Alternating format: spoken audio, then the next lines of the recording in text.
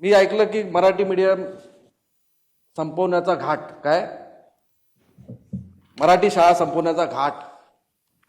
पण मराठी शाळा तेव्हाच संपल्या जेव्हा राजकारण्यांची मुलं आणि नातवं ही इंग्लिश मीडियम शाळांमध्ये गेली. आम्ही नाही संपवत याच्यानी. राजकारण्यांची मुलं आणि नातवं ही इंग्लिश मीडियम शाळेमध्ये गेली, त्याच दिवशी मराठी मीडियमच्या शाळा संपल्या. बोलतात ना, शिवाजी महाराजांनी जन्म घ्यावा पण तो शेजाराच्या घरात. आपल्या मुलांना इंग्लिश मीडियम मध्ये टाकायचंय, पण गरिबांच्या मुलांसाठी सक्तीचं त्या ठिकाणी मराठी मीडियमचाच पर्याय. आपण करू प्रयोग घनसोलीला, तिकडे बघू मराठी मीडियमचं पण ऍडमिशन ठेवू, इंग्लिश मीडियमचं पण ऍडमिशन ठेवू. जी मीडियमचं भेट जास्त आली ऍडमिशन ती मीडियम चालू करू. फक्त करू घनसोलीला. 2010ला आपण सभागृहात आलो तेव्हा अनेक प्रश्न आले की आपल्याकडे 7वी पर्यंतच शिक्षण आहे, 7वी नंतर त्यांना दुसऱ्या शाळेमध्ये जायला लागेल.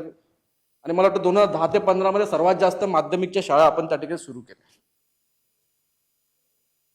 आणि आता देखील त्या ठिकाणी आमूलाग्र बदल आपण, मी पुन्हा सभागृहात आल्यानंतर आपण त्या ठिकाणी आणतोय, त्या म्हणजे या वर्षीपासून इंग्लिश मीडियमच्या शाळा.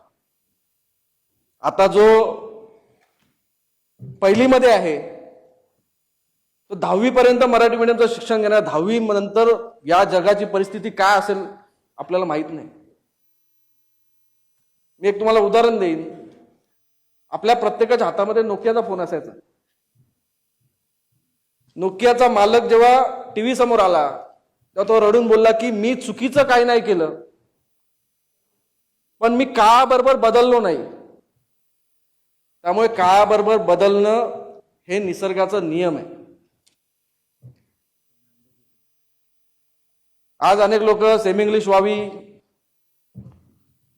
मराठी तुकडी चालू ठेवावी या बाबतीत बोलत होते. पण खऱ्या अर्थाने सगळ्या प्रत्येकाला प्रत्येकाच्या वॉर्डामध्ये इंग्लिश मीडियमची शाळा. आज आमच्याकडे जिथे जिथे सीबीएसईची शाळा सुरू आहे तिथे ऍडमिशन 80 आणि अर्ज 2000 1500 एवढी अर्ज त्या ठिकाणी येत आहेत. म्हणजे तो त्या गरीब जनतेला इंग्लिश मीडियमचं शिक्षण त्या ठिकाणी घ्यायचं. त्यामुळे आपण आज जुने केचं शिक्षण इंग्लिश मीडियम करण्याचा निर्णय या ठिकाणी घेतोय आणि निश्चितच गोरगरिबांना न्याय देण्याचं काम या ठिकाणी. आणि समान न्याय काय असतो? जे माझ्या मुलाला तेच गरीबाच्या मुलाला देखील. माझ्या मुलाला इंग्लिश मीडियम आणि गरीबाच्या मुलाला मराठी मीडियम, हा कुठला न्याय? हा, तो तुम्ही करा ना. आम्ही नाही बोललो ना, तुम्ही बोललो. मी तेच बोललो ना, मराठी मीडियमच्या शाळा तेव्हाच संपल्या जेव्हा राजकारण्यांची मुलं आणि नातवं ही इंग्लिश मीडियम मध्ये टाकण्यात आली. आता मराठी मीडियमच्या मराठी बाबतीत क्षेत्र कुठलं राहिलं? हे राजकारण, एमपीएससी, पत्रकारिता, बाकी सगळे क्षेत्र तर इंग्लिश मीडियमने घेऊन ठेवले. गिरीश बरोबर बोलला. 10वी पर्यंत मी पण मराठी मीडियमला फाद्यामध्ये शिकलो. माझ्या वर्गातली जी पण मुले होती 10वीला 11वीला गेलं, 12वी नंतर डायरेक्ट 20% ड्रॉप. का तर मराठीचं डायरेक्ट इंग्लिश झालं. 20% ड्रॉप. मग त्यानंतर NIT त्या स्पर्धा परीक्षेला जाताना आपल्याला डबल अभ्यास करायला लागतो. या ठिकाणी आपण मराठी विषय हा अनिवार्य ठेवला आहे.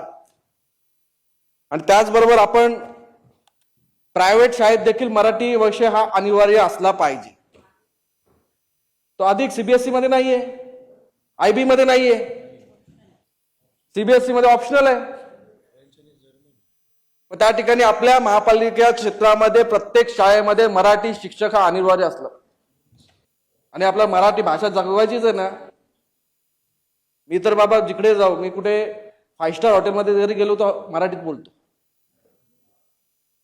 आपण दैनंदिन जीवनामध्ये मराठी ठेवली नाही म्हणून आज आपल्याला हा दिवस बघायला लागला. प्रत्येकाने ते आपण केलं पाहिजे.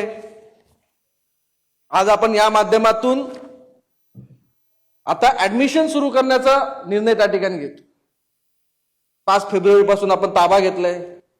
6 वर्ष प्रशासकाच्या माध्यमातून काय महापालिका चालली आहे तुम्ही सगळ्यांनी बघितलं आपण. पण आता आपल्या माध्यमातून आपला प्रत्येक क्षेत्राचा दर्जा सुधारण्यासाठी आपण त्या ठिकाणी कटिबद्ध आहोत.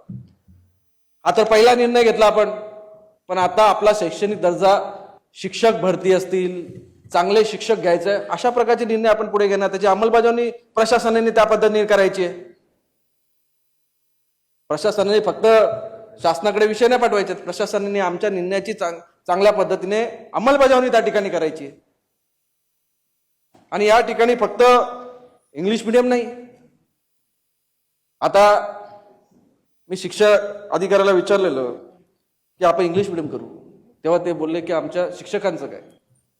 शिक्षकांचा प्रश्न देखील आहे, त्यांच्यावरती पण कुऱ्हाड कोसळली नाही पाहिजे. त्यामुळे या धोरणाच्या माध्यमातून त्यांचं देखील ट्रेनिंग करण्याचं उद्दिष्ट आपण त्या ठिकाणी ठेवलेलं आहे. आणि हळूहळू शिक्षणच हे भविष्याचं अवजार आहे. आणि त्यामुळे आपण दर्जेदार शिक्षण देणं हे आपलं कर्तव्य त्या ठिकाणी. आपण करू प्रयोग घनसोलीला, तसा प्रयोग नाही. तिकडे बघू, मराठी मीडियमचं पण ऍडमिशन ठेवू, इंग्लिश मीडियमचं पण ऍडमिशन ठेवू. जी मीडियमचं भेट जास्त आली ऍडमिशन ती मीडियम चालू करू. फक्त करू घनसोलीला. पण अनेक संस्था आपल्या राजकारणात सिडकोने प्लॉट देखील दिले. काय खूप संस्थानिकांना, आपल्या शिक्षण संस्थानिकांना, त्यांनी नाही मराठी मीडियम चालू केली, त्यांनी पण इंग्लिश मीडियम चालू केली. फ्रँचायझी घेऊन इंग्लिश मीडियम चालू केल्या. आपण आहे ना, राजकारणीच ते. पण मी सांगतो, उदाहरण दिलं, तुमचं नाव घेतलं. आणि त्याचबरोबर अल्फा ऍप्टिट्यूड, प्रथम 4थीच्या विद्यार्थ्यांची स्पोर्ट्सची अभिरुची, कलाची अभिरुची कशी असेल त्या दृष्टीने प्रथमच अल्फा ऍप्टिट्यूड टेस्ट आता कशा पद्धतीने अंमलबजावणी करायची या बाबतीत आपण निर्णय घेणार. शिक्षण मंडळ त्या ठिकाणी होणार आहे. शिक्षण मंडळाच्या बाबतीत आपण कशा प्रकारे पुढे जाणार त्या बाबतीत करणार. त्याचबरोबर 9वीच्या विद्यार्थ्याची ऍप्टिट्यूड टेस्ट. आता म्हणाल की कुठला कोर्स निवडावा हे त्यांच्या असलेल्या कलागुणाच्या माध्यमातून ते निश्चित झालं पाहिजे. तर अशा प्रकारे आपण चांगल्या पद्धतीचं शैक्षणिक धोरण या शहरासाठी त्यासाठी आता यांनी सांगितलं नॅशनल एज्युकेशन पॉलिसी आणली, सगळ्या शाळेला लागू केली, तर आपण देखील लागू करू.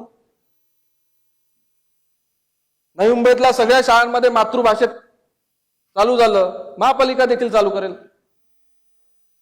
शैक्षणिक धोरण, नॅशनल एज्युकेशन पॉलिसी फक्त एकट्या पुट्ट्या शाळांसाठी नाही. त्यामुळे आपली जी गोरगरिबांची मुलांना समान न्याय भेटावा, समान संधी भेटावी, यामुळे आपण हा निर्णय घेत आहोत.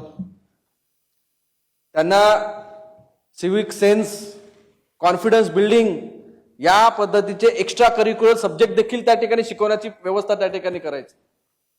त्यामुळे आपला निघणारा विद्यार्थी हा त्या शैक्षणिक क्षेत्रामध्ये, करिअरमध्ये प्रावीण्य प्राप्त केलाच पाहिजे, अशा प्रकारचं धोरण आहे. आणि मला वाटतं यात कोणा विरोध असता कामा नये. कारण की जेव्हा या गोष्टीकडे तुम्ही बोटं उचलता, 3 बोटं ही तुमच्याकडे त्या ठिकाणी आहेत. आपल्याकडे बघा, तुम्ही जर आपल्या नातवांना मराठी मीडियम मध्ये मुलांना टाकली असती तर आज इंग्लिश मीडियम वाढल्या नसत्या. त्यामुळे मी महापौर सभाध्यक्ष महोदयांना विनंती करतो की आज आपण हा निर्णय सभागृहाने मंजुरीस टाकावा